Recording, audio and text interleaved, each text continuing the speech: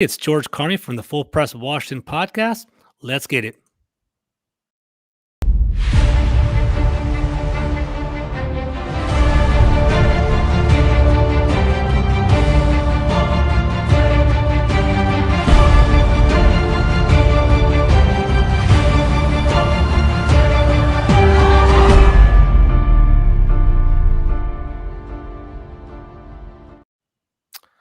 Welcome, everybody, to the Full Press Washington podcast. I'm here with my man, Corbin Smith.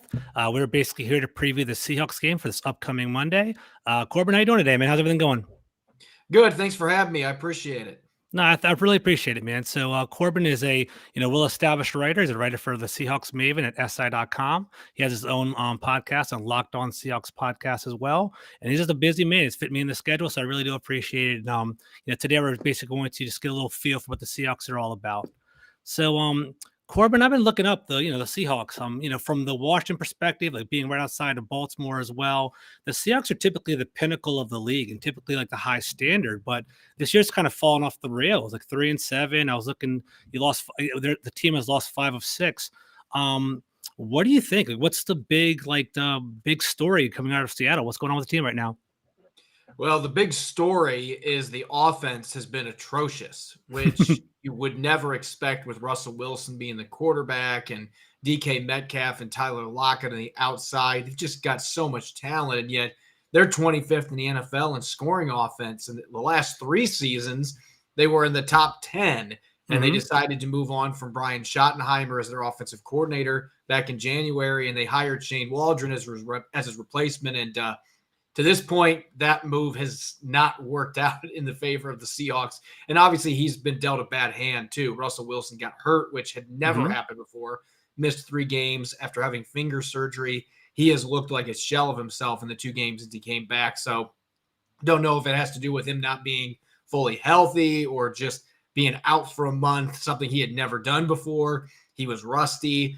Just really has struggled. Hasn't had great pass protection in front of him. They've been atrocious on 3rd down, and that's really been the root of the team's struggles more than anything. They just have not been able to sustain drives, and Pete Carroll's gotten to the point where he's so tired of answering questions about that he can't move the ball on 3rd down that he just walked off of his press conference the other day. And to his credit, he came back and finished answering questions with reporters and apologized, but clearly out of character, not what you would expect from Pete Carroll. And him saying, "I'm done," as he walked off the podium was pretty fitting considering what has gone on this season. This is uncharted territory for the Seahawks. Are usually right near the top of their division, right in the thick of things in the playoff race, and they are neither right now. 2nd worst record in the NFC. I saw that.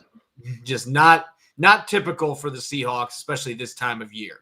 Yeah, it's really interesting. So I was reading your articles today. So Seattle's gone to the playoffs 9 of the last 11 seasons. Typically a strong team. I know the offense is kind of taking a step back. From what I understand over here in DC, there were some disputes between Brian Schottenheimer and Russell Wilson, right? Is that why Brian Schottenheimer was removed? Was there some conflict going on there? Or what happened? Why did they decide to go a different direction with the offensive coordinator this year?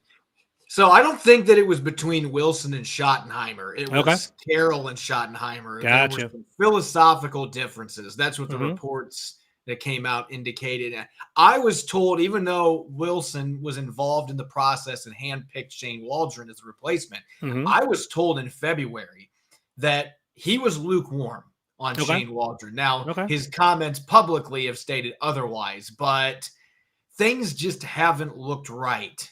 With that marriage between the offensive coordinator and the quarterback. And Wilson said in January that he was not happy about Schottenheimer getting let go, which he is not normally candid like that in press conferences. He's just not. And so I found that to be pretty revealing. He had a pretty close relationship with Schottenheimer. And honestly, his career really took off to another level with Schottenheimer for the last 3 seasons. Unfortunately, the offense was not playing well the last 2 months of the year. And who was the scapegoat for that, Brian Schottenheimer. I understood the move if they were going to be able to find an upgrade, but talk about a pressure cooker. We've only been top 10 offense the last 3 years. First-time offensive coordinator in Shane Waldron. We're going to throw you into this fire and see what happens. And so far, he's been burned. The offense has been burned, and it's been an ugly product to watch. I understand. Yeah, I actually read your article today as well, talking about the hot seat. And right now you have him as 4 out of 5 on the hot seat and possibly being removed this offseason. Before we kind of transition, just fill me in because I'm unfamiliar. Where was Shane Waldron's background? Where did he kind of earn his stripes? So he coached under Bill Belichick for a season. I think it was 2007. Don't hold me to that. It was somewhere around there. He had a year there. And then he spent some time coaching high school ball. And that's the crazy thing. That's the only time he's been a play caller in the NFL. Wow. But he was a pass game coordinator the last 4 years under Sean McVay with the Rams. And the Seahawks face the Rams twice a year. They love what Sean McVay does with that offense. So they wanted to incorporate some of those wrinkles into their scheme. And unfortunately, it has looked, I've compared it to a politician. It has seemed like Shane Waldron and Pete Carroll going into this process, they were talking about, we're going to have more tempo. We're going to have a more diversified run game, more under center, more pre-snap motion, making all these promises, and they haven't been fulfilled.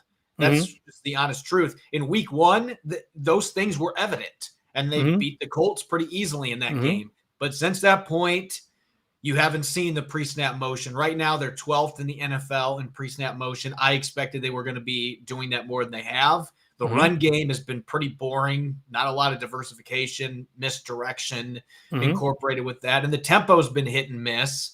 Some of that's had to do with the quarterback situation, but still, they were still struggling with Russell Wilson before he got hurt. So it's just, it hasn't worked out to this point. Now, obviously, Waldron's got 7 games left. Maybe he figures things out. He is a first-time play caller, but I think the kitchen is pretty darn hot for him right now, and he's going to have to do a better job. And this is how this business works, especially when you have a coach that's led a team to a playoffs as much as Pete Carroll has. There's some people that want Pete Carroll to be fired, and maybe he'll end up retiring after this year. I find it hard to believe the team will fire him, given what he's done. But the offensive coordinator is the easiest one to turn into a scapegoat, and I think he's earned it. I mean, with the weapons they have to be 25th in points, even with Wilson missing some games, they weren't lighting up scoreboards before that. And I think that is a pretty straightforward way to look at it. The offensive coordinator is just not getting the job done. So the pressure is on, and he's got to be better. I agree with that as well. And you're exactly right. So, the Seahawks have a loaded offense. We have Tyler Lockett. We have DK Metcalf. I know Tyler Metcalf he had a pretty strong showing at the beginning of the season, but he took a couple steps back when Geno Smith took over at the quarterback position. From my perspective, DK Metcalf has kind of regressed a little bit too. I think, in my opinion, all the intangibles, all the athletic skills to be one of the premier wide receivers in the league. What's going on over there? Why is DK Metcalf kind of taking a step back this year? I don't know that he's necessarily taken a step back in terms of his production. He's been hurt by the offense. That's true. And they're trying to run too many deep runs. That's the other thing that was promised with Waldron. There's going to be more emphasis on the quick passing game. We're going to get the ball out of Russell Wilson's hand. Some of that's on the quarterback. He just doesn't want to do that. He doesn't want to take the check down. He wants to chuck the ball downfield. And Wilson's so good at that you can understand it. But at the same time, it's really hurting this offense, especially on third down. He's completing 35% of his passes on third down this year. Wow. Worst of qualified quarterbacks. He's been awful. And a lot of it's had to do with that I'm going to take my shots downfield mentality, and defenses are gearing up for it now. So that's really been a problem. And Metcalf, really the biggest issue he's had this year has been in his head. He has been getting in trouble with post-snap penalties. He's been fined twice. So he's lost his composure and hadn't seen that his first 2 years in the league. And opponents know this. They're coming after him. They're trying to get under his skin so they can get him into more trouble on the field. And he hasn't shown the discipline to be able to do that. Now, he was fine this past week, but he wasn't that involved in the passing game. Tyler Lockett had a big game, but it seems like they very rarely can get both of them to have a big game at the same time. It just doesn't happen very much. And Metcalf just hasn't had the same explosive games. I don't know how much of that falls on him with the other issues going on. I think the Seahawks shouldn't be concerned. But at the same time, when it comes to the behavioral stuff, he needs to be a leader, and getting involved in fights and punching other players' helmets and stuff, that is not a leader. So yeah, I agree. He's got a ways to go there. He's got to show much more composure than he has at this point. And I think in time, the production is going to be there for him. But again, it keeps going back to the offense in general just isn't good. Yeah. And when you have those kind of weapons, I start to believe at that point it's got to be the coaching not getting the job done. Gotcha. Okay. Do you think it's anything that can be rectified and fixed this season, or do you think it's kind of the direction we've kind of see where the story is going right now? What's your honest take on that? If you would ask me 2 weeks ago, I would have been like, oh, yeah, with the talent they've got, they can get They'll it bounce back. fixed. It Hmm. can happen, but nothing that I have seen suggests that this offense is anywhere close to being a functional one. Okay. And they've shown that even the last 2 games without Russell Wilson. They had 20 drives without a touchdown, and most of those were with Wow. Russell Wilson. So until they actually go out, maybe they'll do it this week, but I Hmm. have not seen them show any signs that this offense is close to breaking loose. They had the one TD drive into this game against the Cardinals, but Hmm. otherwise it's been a lifeless, punchless offense from the quarterback to the run game, pass protection, you name it. Hmm. So until they actually show it on the field, I wouldn't be overly optimistic. It's just getting late enough in the season. You got to wonder if there's actually a light at the end of the tunnel. Interesting. That's a good point. Okay, interesting. So, Washington's kind of been of a Dr. Jekyll and Mr. Hyde kind of perspective this year. Beginning of the season, giving up explosive plays, led the league in most amount of 20-yard touchdown plays and so on and so forth. Now they're starting to get right. So it's going to be an interesting matchup coming up this weekend. I think our defense will probably play pretty well.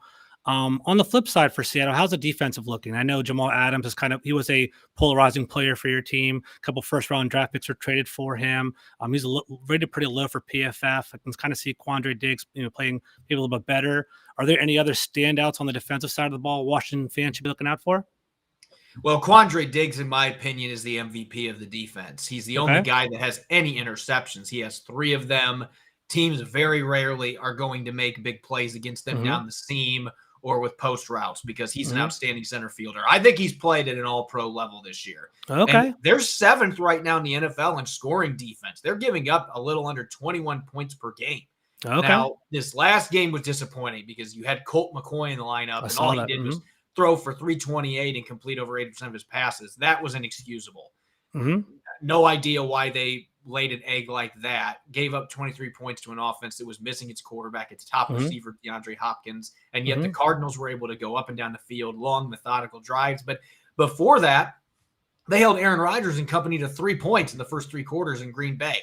Hmm. And they were playing pretty well the couple weeks before then. So I would have said Trey Brown is a player to look Yeah, I out saw for, the that. rookie cornerback. He's Hmm. been great. He's done for the Hmm. year now. They Yeah, I lost him. saw That's that. the kind of season it's been for the Seahawks in Hmm. 2021. Sidney Jones did a nice job filling in for him. So the former Husky may be finding a turning point here coming back to the Pacific Northwest. He's a player to look out for. And Brian Monet, their big defensive tackle, had a pair of sacks the other day, and he's a Yeah. monster in the middle. So those may be some names that Washington fans aren't familiar with. They're going to know who Bobby Wagner is. He's still a very good linebacker in the middle. Jordan Brooks has had his moments. Hmm. Jamal Adams, I think, has been playing a lot better as of late. Did Hmm. make some key mistakes on Sunday, but he's been playing a lot better the last few games. So, like the safeties they've got, the linebackers are pretty solid. The line has been disappointing in terms of pass pressure. They just have not met expectations, especially Carlos Dunlap. But certainly the defense has been more consistent than the offense, at least compared to expectations. And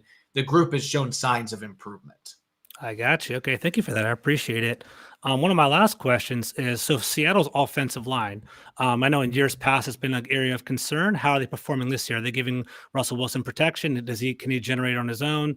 What are we seeing in regard to that?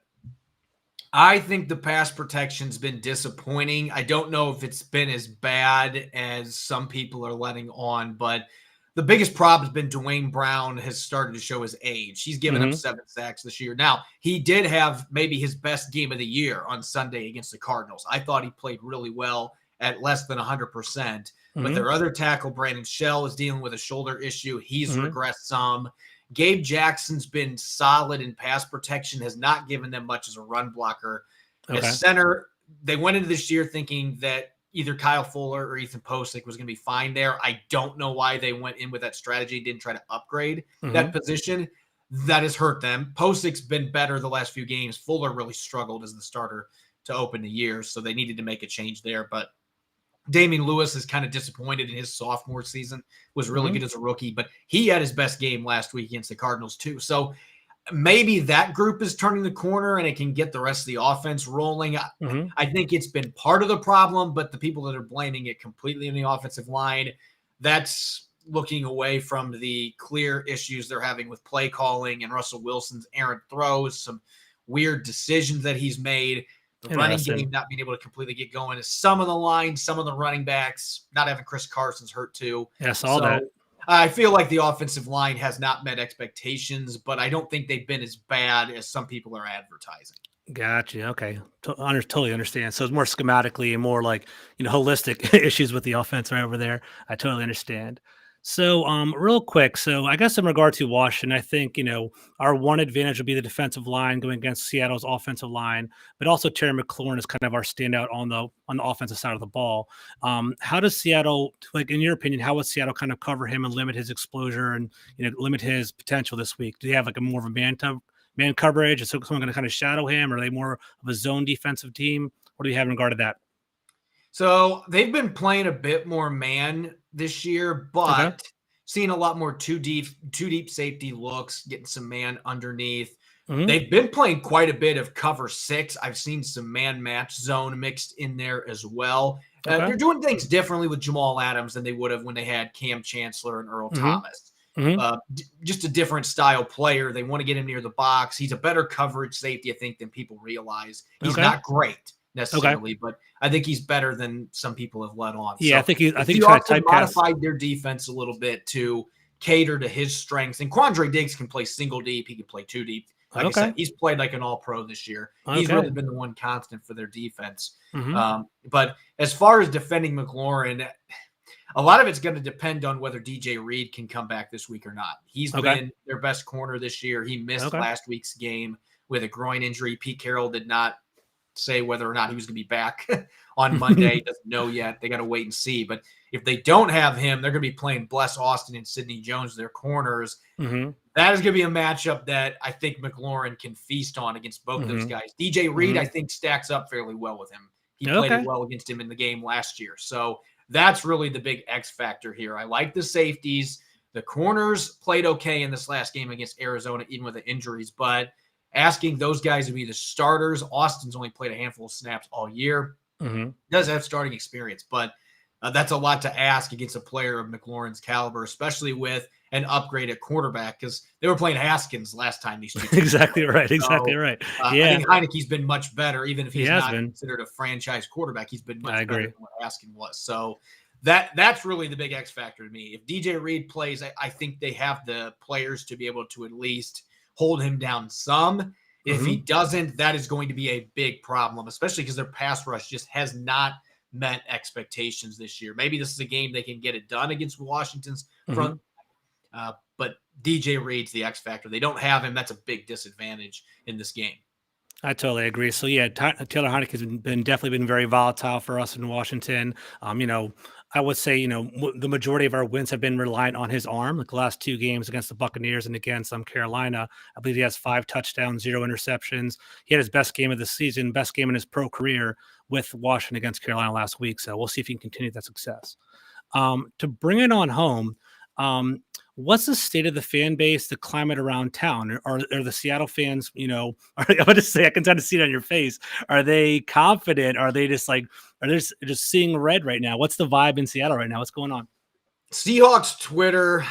Yeah, well, I mean, Washington Twitter is the same way. Just kind of frame it that way, but go ahead. Seahawks Twitter is just something else. There's other words I could use there, but I'll pass on the verbiage. Anyway, very, very pessimistic views right now. And again, this fan base is not used to this. Mm-hmm. They are not used to their team mid-November being pretty much out of the playoff race and being second worst record in the NFC. So there's a lot of pitchforks. There's a lot of torches, mobile ones. We're coming after Pete Carroll, John Schneider, Russell Wilson. We're coming after everybody. Blow it all out. That's the way things are right now. And unless they rattle off several wins in a row, I don't see a chance. I mean, they're 1-4 at home too. That's infuriated the fans too. Like, we're supposed to have one of the best home field advantages, and you guys can't win for here. Sure. So, Yeah, it's a very pessimistic mood in the Pacific Northwest right now. A lot of anti-Pete Carroll, anti-John Schneider, anti-Russell Wilson. I mean, Oh man, that's yeah. just the way Seahawks Twitter is, though. If they win 3 or 4 games in a row somehow, then we're going to the Super Bowl. That's the way most fan bases are. But the Seahawks fan base on Twitter particularly seems to be typical fan base on steroids. Yeah, The way that it plays out. we definitely get that vibe in DC as well. We're just kind of more used to the losing around here. That's kind of what's going on for us. To bring it on home, very last question. Thank you for all your time. Do you think, in your opinion, and I don't put any pressure on you, is this the end of the era in Seattle? Do you think, there's a team going to start going a different direction with Russell Wilson? Do you think Pete Carroll's going to step away? I know you kind of hinted at that with your article today. And I guess your own personal opinion, you don't have to report anything, but how do you feel? Do you think Seattle is going to kind of go in a new direction next year and kind of refresh their organization? Or do you think they're going to give it one more shot and kind of rebound and put things together? I'm seeing other reporters out there that are already in speculation season. I'm not going to do that just because there's still 7 games left. And 100. I don't see the Seahawks getting to the playoffs. They're 4 games and they're 500. They're 3-7. Yeah. I don't see them turning things around. But I look at the schedule. If somehow they can beat Washington, who's playing really well, but if they can beat Washington, you've got games against the Texans, the Bears, the Lions. They already beat the 49ers. They match up well with them. Then they get their games against the Rams and Cardinals, who they were competitive against. The talent is there for them to potentially get something rolling. Again, I'm not expecting to see that. Nothing has suggested to me that they're that close to turning the corner, but the NFL is weird. We've seen things like this happen before. So for now, I think it's too early to know what's going to happen with Pete Carroll or Russell Wilson. But I will say this. I thought a lot of the rumors last year with Russell Wilson, from what I was told from people close to the situation, got way overblown. Okay. I don't know that there was necessarily fire. There was smoke. But if they lose 9-10 games this year, there's going to be a massive forest fire. Not literally, but there's going to be a massive forest fire in the Pacific Northwest. Russell Wilson is going to want out. If he wanted out after a 12-4 season, what's he going to be doing now? And I think the Seahawks are going to be much more willing to consider the possibility of moving him at that trading point. him, a lot of assets and rebuilding. This is what I will say. Buckle up. I have a feeling that this is going to be a very long offseason unless there's a miraculous turnaround. Maybe the Seahawks win 4 or 5 games here down the stretch. They don't make the playoffs, but Russell's feeling good about the direction the team's going in. Shane Waldron figures things out. Then, maybe things will die down a little bit. But I have a feeling if they're not in the playoffs, which is going to be really hard to to avoid this year, I have a feeling that number 3, the distractions we saw last offseason are going to pale in comparison to what we're going to see in coming months. So that's the way I view it. I'm not going to make any predictions right now on what's going on. There's just too much time left in the season, but it's shaping up to be a very dramatic offseason for the Seattle Seahawks. A lot of content for you. I don't know if it's a lot of positive content coming your way, but good luck with everything this offseason. We'll see how that but year after year it gets a little bit old, But, like I said, maybe something will actually happen this time. I know a lot of Seahawks fans are not wanting that, but this is a business, and it is crazy a business. things happen. So it is a business. So Corbin, I really appreciate all your time. I know you have a lot of stuff going on today. Can you please share with our following right here? Where can they find you on socials? What upcoming products are you working on? So just break it all down for us. Yeah, on Twitter, you can follow me at Corbin Smith NFL. You can check out all my content at SeahawkMaven.com. Get a few other articles that'll be dropping in the next few days with, a look at Washington, where the Seahawks stack up, number of articles like that, and also have the Locked On Seahawks podcast. Normally 5 days a week. This week, it'll be 3 with the holiday. But you can check us out on YouTube and all major podcast platforms. Cool. Well, thank you, Corbin, for everything. Have a happy Thanksgiving. Enjoy your restful time with family, and hopefully everything will be all good. Have a good day. You too. Enjoy your Thanksgiving. Thanks, man.